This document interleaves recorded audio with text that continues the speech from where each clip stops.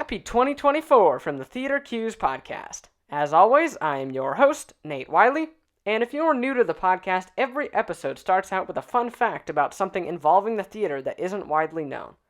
So, without further ado, let's take it over to our correspondent for our fun fact. That correspondent is, well, me. Thanks, past version of me. Hope you've made some progress in your resolutions. My guess is not. Gulp. Anyway, today's theater fun fact is about orchestra pits. Did you know that the orchestra pit began with opera composer Richard Wagner?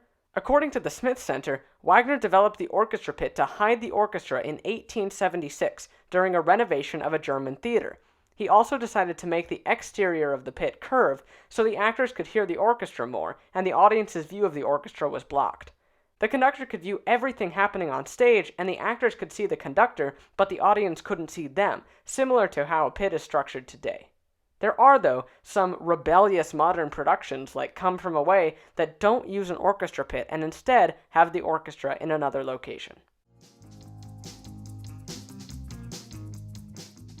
Yep, because Come From Away is such a rebellious show.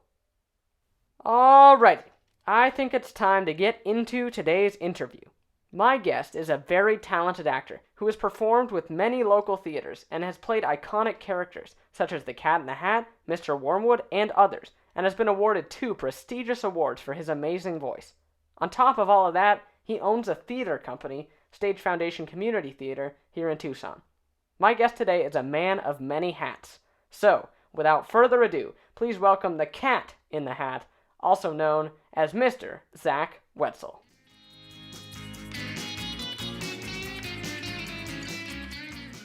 Hey, how's it going? Good, how are you? Good, good. Glad it's the weekend. Yeah, me too. All right, so first off, what are your greatest hits, sort of as far as your career goes, and how did your career get started? That's a great question. Um, when I was in school for actually opera at BYU, that was really my first career, I guess you could call it. I did a bunch of operas. I did some professional operas downtown Provo, Utah, Covey Center for the Arts, and I thought that was going to be where things went, but then ended up going to law school. So put hold on my career for a little while as a performer. And then since moving to Tucson in 2017, I've essentially restarted everything, doing this musical theater, performing on the side. I've really enjoyed it. So how did you, because you mentioned you went to law school, how did you sort of figure out that acting was your gig, I guess, and teaching? Yeah, yeah, great question. So my undergraduate was in vocal performance, so I did a lot of opera and musical theater, and so I've always enjoyed it. Um, so that was something I wanted to get back to, and now it's kind of the central focus. As far as teaching goes, I've always enjoyed working with kids. I taught for a couple of years at Allegro School of Music here in town. After working at a couple law firms, then decided, hey, let's teach full time, and so now I've been with bassists since 2019. Cool, very cool. Thanks. Um, It's a good time. Speaking of basis, how has teaching young students inspired you as an actor and director and music director and all of your different things? And what do you enjoy about teaching your students? Yeah, I mean, I really enjoy when I can work with students. That's probably my favorite. I did ragtime last year. One of my students played my son in ragtime, which was so much fun. Very That's cool. that's like it was so fun. It was so great. And they just did a show at ATC, so it's fun to see students progress that way. Mm-hmm. Um, I, I think for me, there's two things that I look for with teaching is are they having a good experience even if they don't have the ability, which is fine.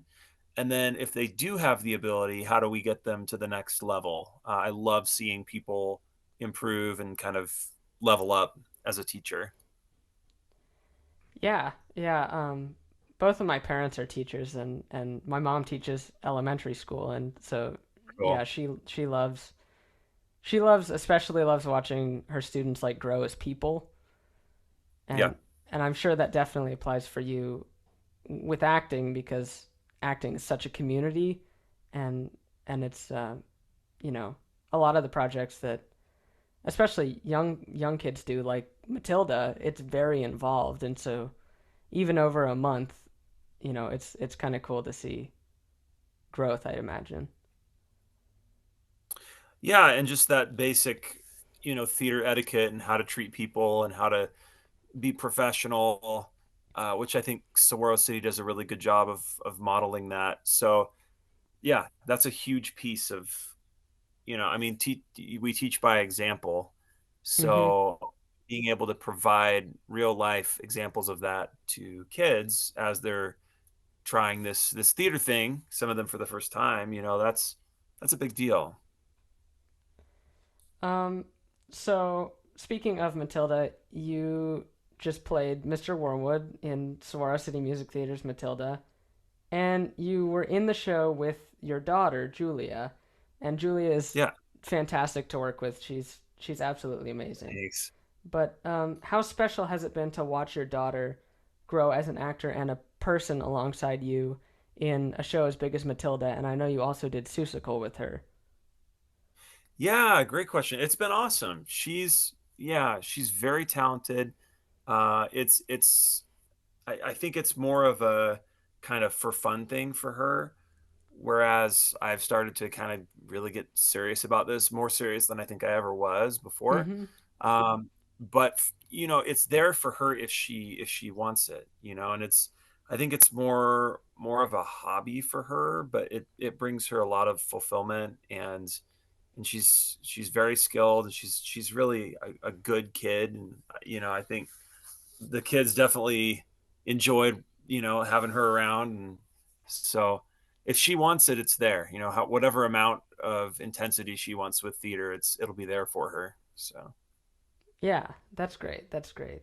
And so, sort of along the lines of you, getting more involved in local theater, you've worked with sort of a wide variety of companies here in Tucson, and I know you just auditioned up in Phoenix.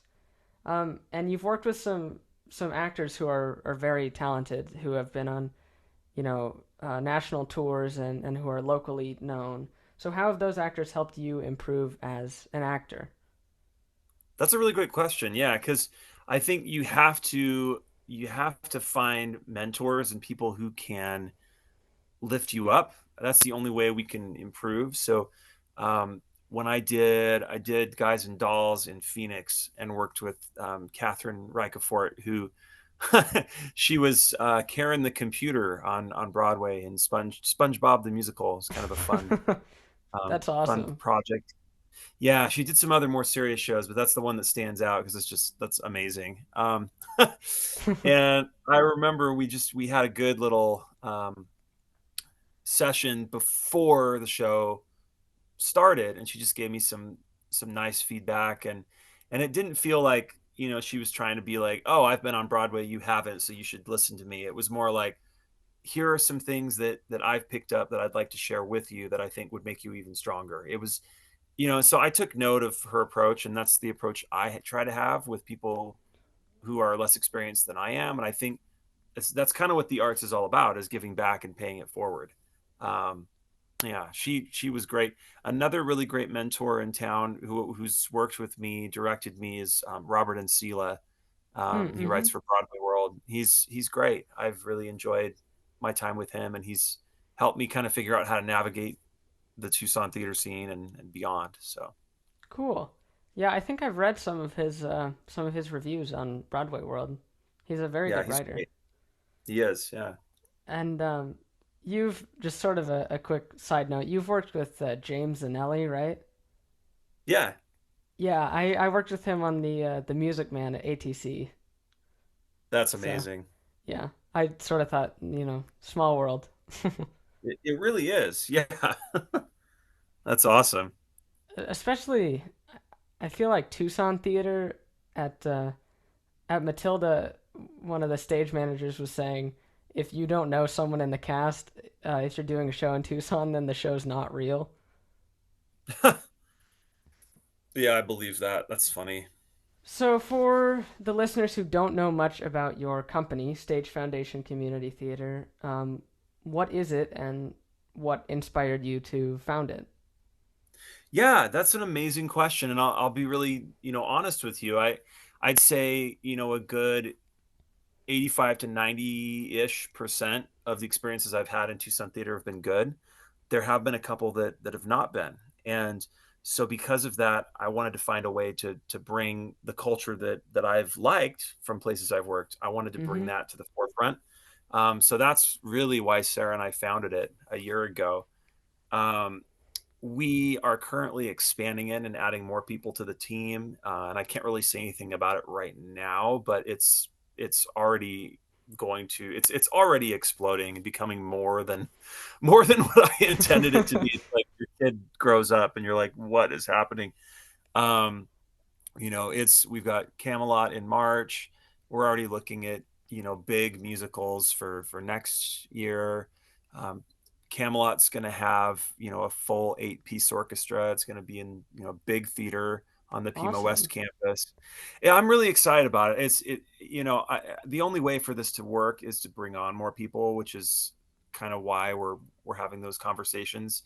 And I'll just leave that there. But the biggest reason why we started it was to foster that inclusive and professional culture that I think all of the truly good theaters in Tucson they do that, and we just wanted to add to that culture and be part of it.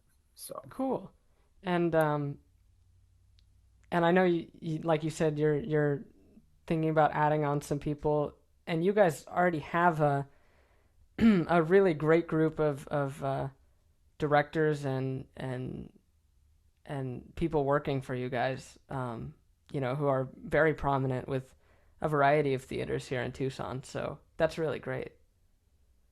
thanks. We're trying to get that education piece where we have college students being in the shows and having the opportunity to be mentored, kind of like we were talking about earlier. Mm-hmm. Um, that's something unique that we're also trying to make sure that is a big piece of what we do, because college students need, and high school students, they need that experience.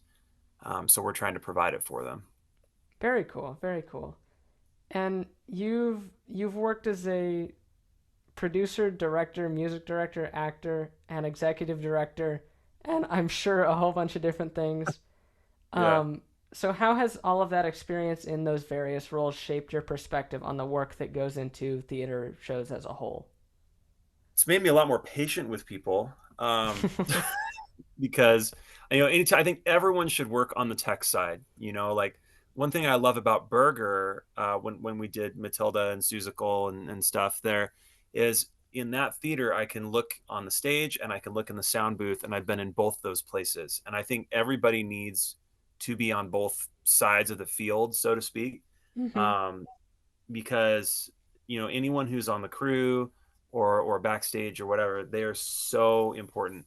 um, I will be very honest and say that producing, or well, not producing, but managing the financial and organizational aspect of a theater company has not been my favorite thing. Um, Hence why there's some restructuring happening. So stay tuned for Mm-hmm. that. Um, but there's going to be a heck of a lot of growth that you're going to see. My favorite thing is probably a two-way tie between acting and music directing kids. Those are my two favorite. Um, because all day at school, that's what I'm doing is I'm teaching music, Mm-hmm. and I would much rather see a kid come into their own and find their voice, than be offered a lead role. Like I've played enough lead roles now where like I could hang up the hat and be done. I don't feel like that needs to be, but what I do want to see is I want to see more kids uh, discover their potential as performers. That's what I like to do. So And you're doing at Basis right now. You guys are doing Seussical Kids, right? yeah, in April. Awesome. Um, what's it like for you? Because I know you're sort of coming off last summer doing Seussical. What's it like for you to? I mean, sort of tying into the last question, like this is you're like fully switching sides. Hmm. Oh, you mean going from the cat to like Yeah. teaching them the music? Um, yeah. So I think there's a certain amount of control that I have to abandon in a situation like that. Because other times, like when we did Magic Treehouse or when we did, what was it? Magic. Well, we did a couple Magic Tree Houses, and then we did Jungle Book, and we've done all kinds of shows. I haven't been on stage for those. It's I feel less personally attached. So Mm-hmm. with this show especially, we've had these conversations of, okay, guys, this show is really special to me. Let's make sure that it, is good. There's going to come a point when they're on stage, I can't jump down there and be with them, even though I'd Mm-hmm. like to, having done it. So I think it's just at a point, just abandoning that need to, I need to trust that they're going to make it as good as they can. I know they'll do it. So Cool. So you I this sort of stood out to me on your Instagram. You posted of how Matilda allowed for you to be more confident as far as auditions go and helped you develop the philosophy, I guess, that you'd rather do a show because you like the idea of the project or you want to do the production rather than just yeah. doing a show for the sake of doing it. So um, how has doing bigger shows like Matilda and Seussical helped you develop that, and how will you continue to carry those ideas on in your career? That's an awesome question. Thanks.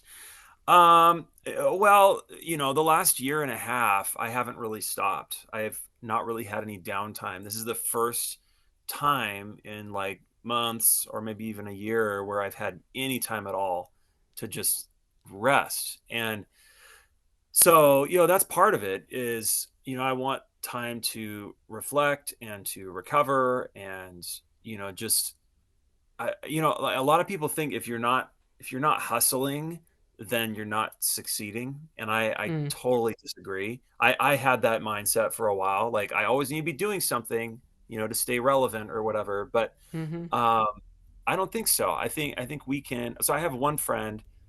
He does like two shows a year, and he makes them really, really good. And he tries to be an active participant in the community as much as he can, but it isn't this like I have to load up my plate at Thanksgiving dinner with as much stuff as I can possibly, like I don't. That's not really what I want to do.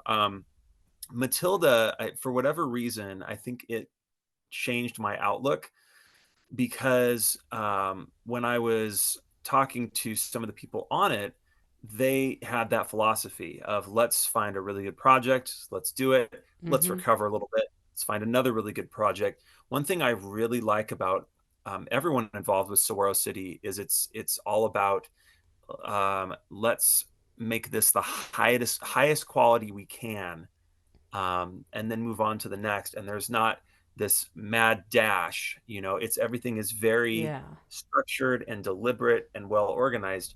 And I like that Saguaro, you know, does 4 shows a year or 3 or 4 around Mm-hmm. that. Um, because then I think that's one reason the quality has been so high is because you're able to see the care that's put into each individual product. And so I guess what I'm saying is I kind of want to approach my own career the way that I've seen Saguaro do it, which is, just this quality over quantity approach, if that makes sense. Yeah, yeah, for sure. And I've noticed just, looking at auditions and stuff here around town, there are quite a few theater companies and up in Phoenix too who, just go like back to back to back to back with their shows. And I you know, I appreciate what Sora City's doing as well because I think, like you said, it is sort of that quality over quantity thing and going back to back to back, if there's for really anybody involved in theater, that's pretty tiring.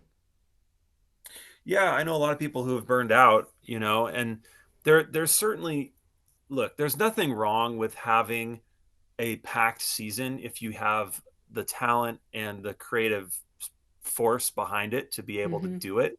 That's one thing I admire about Hale Center Theater. I do hope someday to work with them.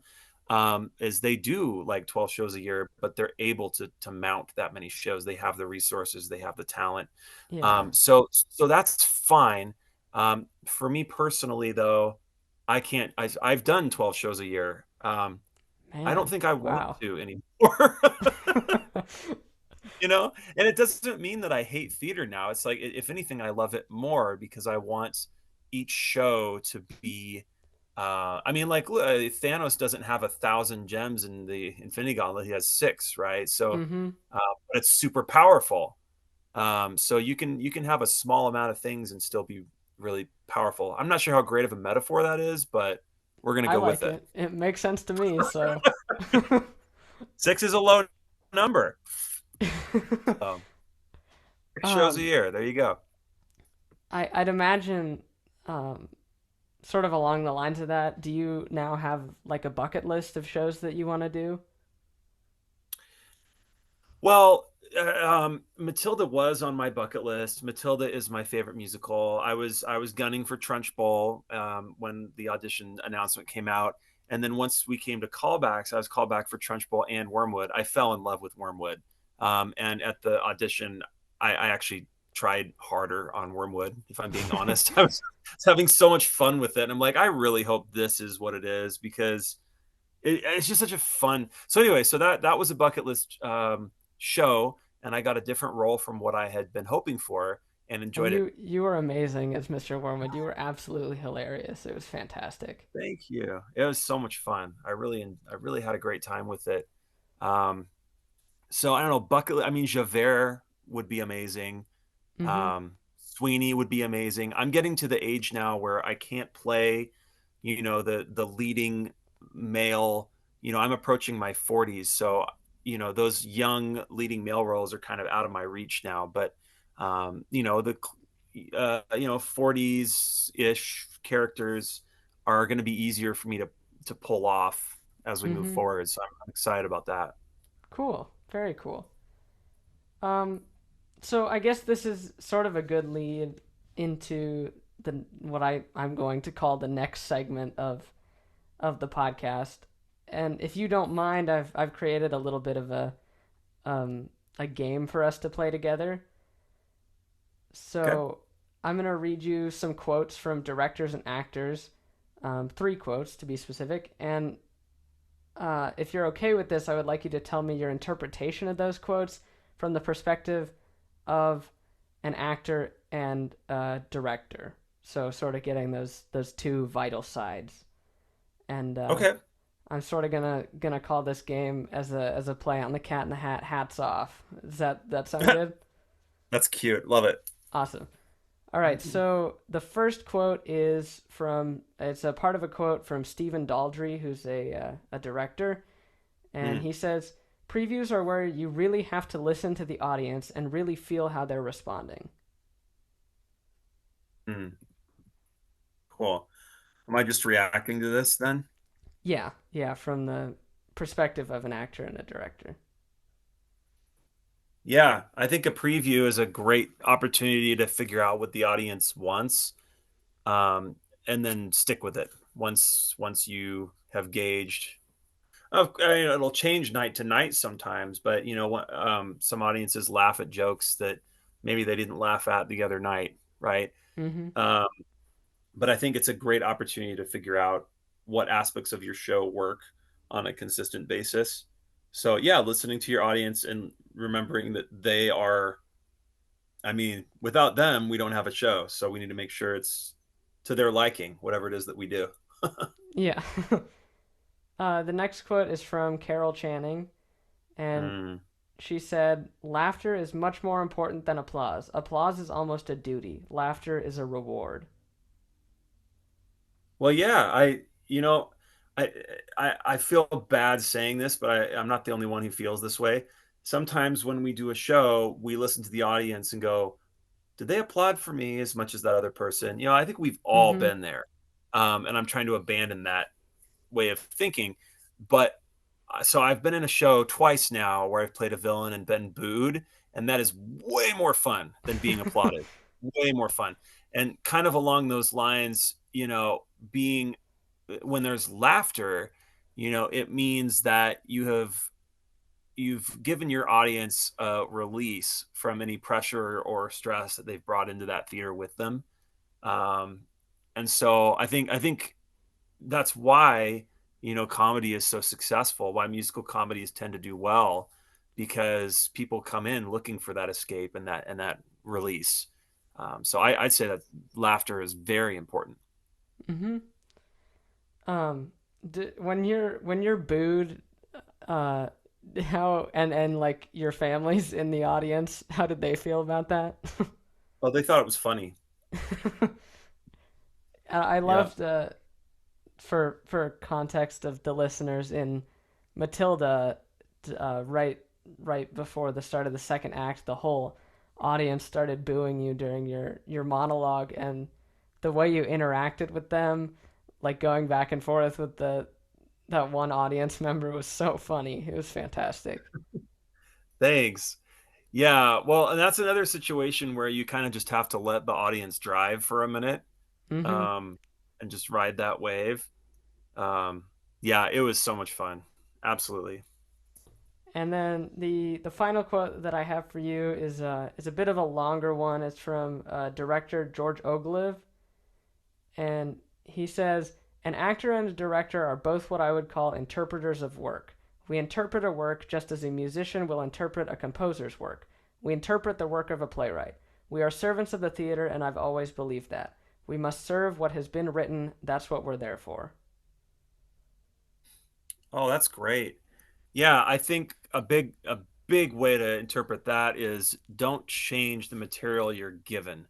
I've had so many directors stress this. The show is written the way that it is, and being literal about approaching the script, and Mm-hmm. exactly as it's written, that is essential to the show being successful. Um, and so, it's like, being a musician, you get a piece of music and you're not going to riff on it unless it's jazz, and then that's fine. But, Yeah. uh, and same thing with certain shows. There's some shows where you can improvise a little bit more, but yeah, I have seen some shows where actors took maybe too many liberties and the material Mm. suffered because of it. So just respect the work of the playwright. Yeah, definitely. Especially because I've seen some clips of shows that actors take too many liberties too, and I think it's sort of vital in a way to be aware of that, especially if it's like a classic a classic play that you're doing that it could upset the audience or make them enjoy it less if you do take too many liberties. Right. Yep. Um, all right, and so now I have a few questions here from some of our listeners that that I'm gonna shoot your way if that's all right. For sure. All right, so here's from Olin, and he says, "What are your tips for slating before an audition?" I'm sorry, I don't mean to laugh. I'm not a big fan of auditions. I I have this joke where if people say they love auditions, they're either overly optimistic or they're lying. Um, I mean, for me, it's like the waiting period, right? Like I just auditioned and I'm Mm-hmm. analyzing the whole thing in my mind, and like, oh, what if I don't get called back? And Yeah. so I know that wasn't the question, but I just thought I'd throw that in there. I think we just be genuine, just be yourself. Um, I think I think that we remember more of what goes wrong than the people in the room do, if that makes any sense. Mm-hmm. Um, so just be genuine, be sincere, and if the room's cold, if it feels like people aren't very responsive, just just get through the experience. And I've never had an audition that went as bad as I thought it did, if that makes any sense. Um, the slate's an important part, but I've messed up a slate so many times, so it's normal. um, I I ended up combining a couple of questions from Tulip and Quincy, and they both asked, "How many performances have you been involved in, and what was it like being the Cat in the Hat?" Oh, that's such a cool question. Well, at this point now I've done like hundreds of shows. Um, and that's fun. Again, we're gonna try and slow it down a little bit. Cat in the Hat was so interesting because um, it's a ways away now, so I feel like I can speak a little more openly about it. I was really surprised when they asked me to play Cat in the Hat because normally I do more like stiff character roles. I mean, still character roles, but not Mm-hmm. quite as jovial as Cat in the Hat. Okay. Um, like I played, father in Ragtime, very stern, So it was an opportunity to try something different. And it worked because when we when we take risks and we don't think so much and like, oh, I fit into this box, that's when we're able to really play and discover who we are as an actor. So I'm really grateful for that role because it got me out of my comfort zone. And ultimately, I think was one reason I was able to do Wormwood because also that was kind of outside of my comfort zone. So but those are the kind of roles we need to play. Cool. Next up is from Kenzie, and she said, "What's it like owning your own theater company, and how do you juggle having that and being an actor as well as your many other hats, I guess?" Sure. The answer is I don't. Um, um, which is why we're shaking some things up.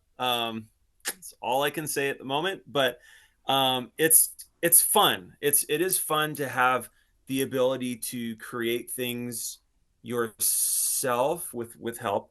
Um, as far as juggling goes, I think there comes a point where you have to figure out what are your priorities, So I had to make a list, like, I'm a dad and I'm a, family man first. Mm-hmm. That comes first. And then, teaching comes next because that's my job.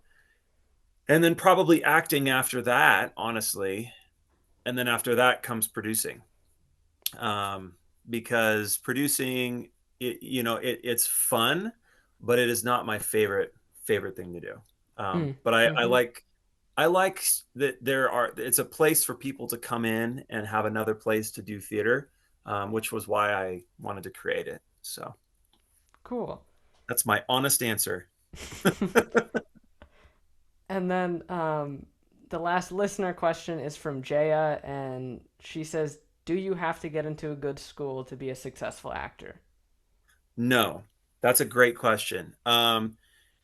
I mean, if you want to be an opera singer, then you need to have classical training. And so that definitely helps. I mean, you look at Kristen Chenoweth, and she's got Mm-hmm. classical training, but she's a musical theater actress. So it definitely helps. Um, but there are so many successful actors in film, television, and theater who never went to school. So I think you can definitely get along without it. I just need to add this little asterisk because I work in education. You should definitely go to college. uh, all right. And so to close out every episode, I like to ask the guest, and I ask this to every guest, three questions, sort of more trivial questions about what shows they like, things like that. And I call it the theater threes. So the first question is, what is your favorite musical? And I know you sort of already answered this, but Yeah, I was definitely Matilda. I mean, I grew up reading, the Lemony Snicket books, and all the Roald Dahl books, and so dark children's fiction really has a special place in my heart. So it's and great music too. So I like Matilda. the second one is, what actor did you look up to as a young person and why? Well, I still look up to this person, um, Sutton Foster. I like her spirit and her, just her professionalism. And she's also just really good at what she does. Mm-hmm. There's a great book um, that she wrote. I think it's called Hooked. Give me a second. Yeah, Hooked by Sutton Foster, where she talks about being a mom and working in musical theater and, just everything that she had to figure out in her own life. Everybody thinks that celebrities have a better idea of how to do things, but they're just like us, us regular folk.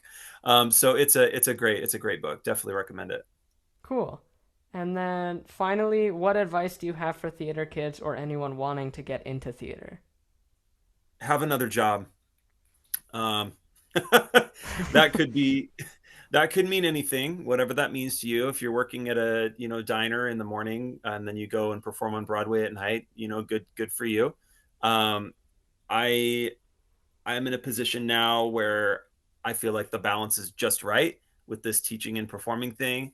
Um, if somebody wants to perform more than they do the other thing, that's fine. Just make sure that your work life balance is good and that your mental health goes first. Cool. Awesome. Well, thank you so much, Zach. It was an absolute pleasure. It was great to talk to you. Um, and I hope we get to work together again because it was so great to work with you. Yeah, likewise, and all the best with everything that you've got coming up. Thank you.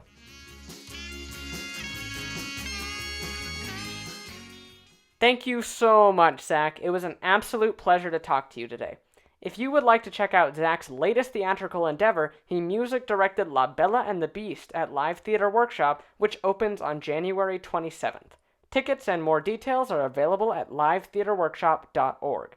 If you'd like to see what's going on at Zach's company, Stage Foundation Community Theater, you can get tickets to their next show, Camelot, at their website, stagefoundationcommunity.org, and get updates on their upcoming shows by following at sfct.tucson on Instagram and Facebook. If you are a theater kid or a theater kid at heart and are interested in submitting a question for our next episode, you can shoot us an email with your question to theatreqs@natewileyproductions.com. For updates on who will be in the next episode, follow me at Nate the Theater Great on Instagram. Thank you all so much for listening today. TheatreQs is produced by Nate Wiley Productions and me, Nathaniel Wiley, featuring music by Joyheads. Joyheads is a Pasadena-based music group composed of Juan Gomez, Daniel Johnston, and Jeremy King. The song that you heard in this episode is A Real Good Time. If you like what you hear on the podcast, follow the podcast and check out our website, natewileyproductions.com, for a wide variety of content, from historical series to photo galleries and much, much more. Thanks for listening, and happy 2024.